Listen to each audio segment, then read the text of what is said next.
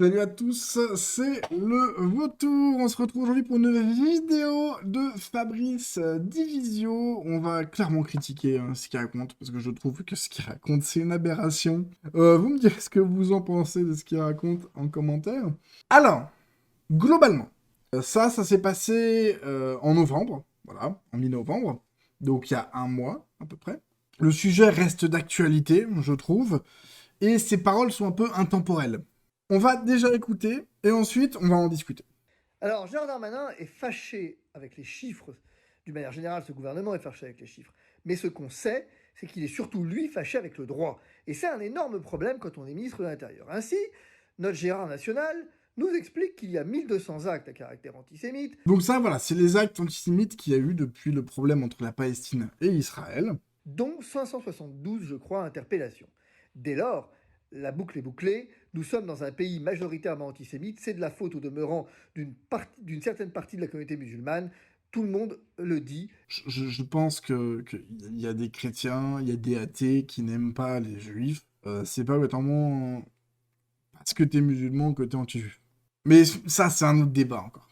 Bien. Sauf que c'est faux. C'est faux, et pour un ministre de l'Intérieur, c'est grave de le dire. C'est grave de dire ça parce qu'il sait que c'est un mensonge. Et comment il sait que c'est un mensonge? Parce qu'en fait, un acte antisémite n'est qualifié tel que lorsqu'il y a un jugement de condamnation. Et ça, alors il y a peut-être un peu un flou juridique là-dessus, mais ça c'est ridicule. Je suis désolé, c'est ridicule. On va expliciter à la fin de la vidéo.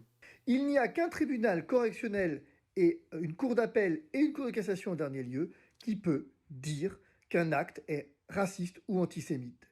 Il y a une exception, par présomption, c'est les profanations de cimetières juifs. La jurisprudence considère que la profanation d'un cimetière juif est par nature antisémite. Mais même là, on pourrait débattre du point de savoir dans quelles circonstances ça a été fait, mais laissons cela, présumons-le.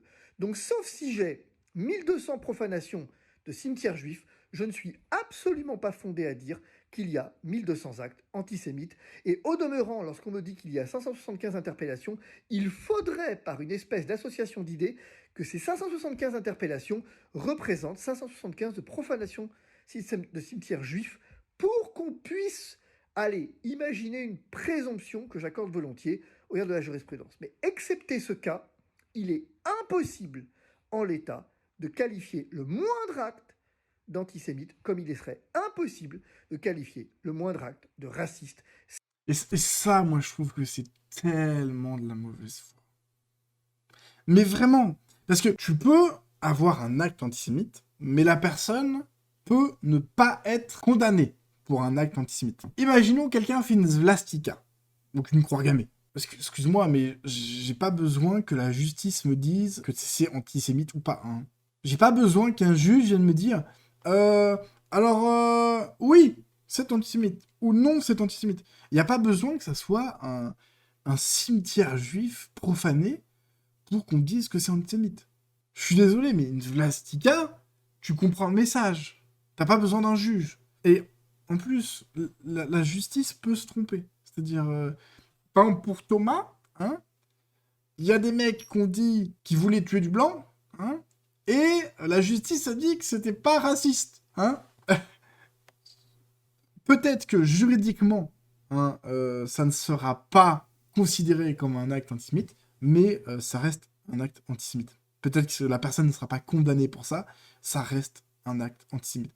Et lui, en gros, ce qu'il fait, c'est que juste, il minimise, j'imagine du coup qu'il est pour la Palestine, je ne prendrai pas parti, j'ai pas envie de me lancer là-dedans. Il y a trop de désinformation des deux côtés, je ne veux pas m'embourber là-dedans. Mais du coup, moi, je pense qu'il est juste pro-Palestine et qu'il veut juste minimiser, en fait, l'impact qu'il y a là-dessus. C'est un tribunal de le dire. Excusez-moi, hein, ça s'appelle Non. l'état de droit. Et j'en ai une preuve concrète, c'est que Cazeneuve avait exactement dit ça lorsqu'il avait envoyé au préfet une circulaire il y a quelques années en disant « Désormais, vous devrez déposer plainte pour tous les actes présumés à caractère antisémite. » Mais, en fait, le problème, c'est que quand tu parles de présumé, eux, c'est juste une protection. Ils disent ça parce que, justement, au niveau de la justice, si ça n'a pas été condamné comme un acte antisémite, et bah la personne en face, elle peut dire ah ouais mais non mais moi je pensais pas contre les juifs à ce moment-là, du coup ce que vous faites c'est du mensonge, donc je vais porter plainte. Vous avez pas fait comme si j'étais innocent à la base. Et généralement, déposer plainte demandait une enquête. T'as besoin d'une enquête quand tu vois une svastika sur un mur. Je ne connais pas vraiment hein, Fabrice Divisio, mais à mon avis il réfléchit pas trop par lui-même. Hein. Je pense qu'il a des gens qui l'aident à réfléchir parce que là, pour le coup, il doit pas beaucoup réfléchir là-dessus. Hein. Un type, un con, a fait des tags dont on estimait qu'ils étaient caractère antisémite. Il a été poursuivi, il a été relaxé. Et c'est ça le problème. Peut-être que son acte était antisémite, mais lui, en tout cas son accusation, n'a pas porté ses fruits. Alors, je ne sais pas pourquoi il a été relaxé. Est-ce qu'il a été relaxé parce qu'ils n'ont pas réussi à prouver que c'était lui? Ou est-ce qu'ils n'ont pas réussi à prouver que c'était antisémite? Moi, je trouve que c'est de la mauvaise foi. Je trouve vraiment que c'est de la mauvaise foi. Est-ce que cet acte est considéré comme un acte antisémite ou pas? Oui, après, évidemment, ça dépend ce que la personne a fait, mais t'as pas besoin d'un juge pour savoir si c'est antisémite ou pas. Comptabilisé comme tel ou pas? Par contre, quelques temps plus tard, il a recommencé, il a été jugé par le tribunal correctionnel de Strasbourg et condamné cette fois. Donc, est-ce que je comptabilise un acte antisémite ou deux actes antisémites? La réponse est un. Bah non. Bah non, la réponse est 2. Le gars, il a fait 2 fois la même chose. La première fois, il a été relaxé. La deuxième fois, il a été jugé. Est-ce que l'acte en lui-même, c'était le même? Oui. Alors pourquoi on compterait qu'un seul acte? Parce que le gars était condamné qu'une fois. Non, non, c'est complètement débile. Et donc, on voit bien qu'on a une manipulation des chiffres de la part de Darmanin. Ou alors on a une manipulation des chiffres de la part de Fabrice Divisio. Et on va regarder un petit peu les commentaires pour voir ce que le peuple de Twitter en pense. Ah. Oui, bah oui, mais en même temps, je me suis abonné à Camille, donc à chaque fois, je vais la voir en haut des commentaires, je vais obligatoirement le voir. La manipulation, elle est surtout dans les chiffres annoncés de 131 actes islamophobes depuis le début de l'année. Ah bah oui, bah lui, du coup, c'est l'inverse. Voilà, c'est l'inverse, donc lui, il dit qu'il n'y en a pas assez. Mais est-ce que les 131 actes ont été condamnés? Ha. Vous êtes conscient qu'en jouant sur les mots de cette façon, vous prenez tout le monde pour des endives? Oui, clairement. Avec votre logique de crapulerie sémantique, il n'y aurait eu aucun acte antisémite commis sous le Troisième Reich avant la chute des nazis et les condamnations après 1945. Bah oui, parce que pendant la guerre, ils n'ont pas été condamnés. Franchement, très pertinent. Si je vous dis vous êtes un voleur avant qu'un tribunal ne vous ait jugé coupable, c'est jouer sur les mots ou respecter l'état de droit. Non, non, non, non, non, non, non, Fabrice. Si tu vois quelqu'un voler quelque chose, que tu dis que c'est un voleur, t'as pas besoin d'attendre que la justice te dise que c'est un voleur. Tu l'as vu, c'est un voleur. J'ai travaillé dans un magasin, j'ai vu des gens voler. Je vais pas dire ah ouais mais non, ben non je peux rien leur dire. Ce sont pas des voleurs. Il faut d'abord qu'ils soient condamnés. C'est ridicule. Là ils mélangent tout. Tu vois un acte, t'as pas vu la personne qui a fait l'acte, mais tu vois l'acte sur ton mur, tu l'as ta svastika. Tu vois que c'est un acte antisémite.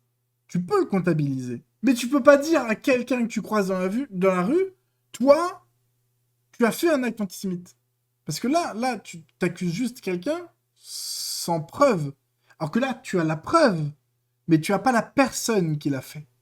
Donc évidemment, tu peux porter plainte pour cet acte. Mais s'il n'y a pas de coupable, il n'y a pas de condamnation. Du coup, ça devient pas un acte antisémite parce qu'il n'y a pas de coupable. Si, c'est un acte antisémite. La personne n'a juste pas été attrapée. Donc là, vous avez raison, la croix gammée dans l'ascenseur de mon immeuble ne peut pas être considérée comme un acte antisémite car il n'y a pas eu de jugement par l'autorité compétente. Et lui, il dit « Bah alors, c'est le pire exemple !» Et là, justement, il a pas compris. Hein. Parce que là, regardez, voilà, le caractère antisémite non retenu par le parquet. Alors que t'as 2 swastikas. Il faut se dire que la justice ne reconnaît pas tout ce qui se passe. Donc pour moi, ça, c'est un contre son camp, justement, de Fabrice Divisio. Ce qui prouve qu'il y a encore plus d'actes antisémites, puisque certains ne sont pas retenus. Mais pour moi, voilà, Fructidor, il a complètement raison. Évidemment que c'est un acte antisémite. Alors là, il y a le début de son message qui est intéressant. C'est ça le problème, vous êtes une fonction mathématique qui n'applique aucun esprit. C'est ça en fait. Lui il se dit, est-ce que la loi a dit ça? Oui, ok, bah c'est bon. La loi, elle a pas encore dit que ça c'était... Ah ok, bah non, bah pour l'instant ça l'est pas. Et c'est ça qui est débile aussi, c'est que, imaginons, donc tu fais une plastica au mur, t'as une condamnation. Le gars qui s'est fait condamner fait appel. Donc c'est devenu un acte antisémite. Le gars il fait appel. Et après, ah bah non, bah c'est plus un acte... Non. Ah non, non, c'est plus un acte antisémite. Le gars il a fait appel et puis il est plus condamné. Ça clignote. C'est un acte antisémite clignotant. Bon, vous me direz ce que vous en pensez. Moi, je trouve que c'est des absurdités, que c'est de la mauvaise foi et que c'est jouer sur les mots, pour le coup. Mais bon, j'espère que je vous aurai quand même diverti. Je vous dis à très bientôt. N'hésitez pas à mettre un petit j'aime, un petit commentaire, un petit like, ça me ferait plaisir. Et puis, n'hésitez pas à passer sur mon Twitter aussi. Ça me ferait plaisir. Allez, à très bientôt.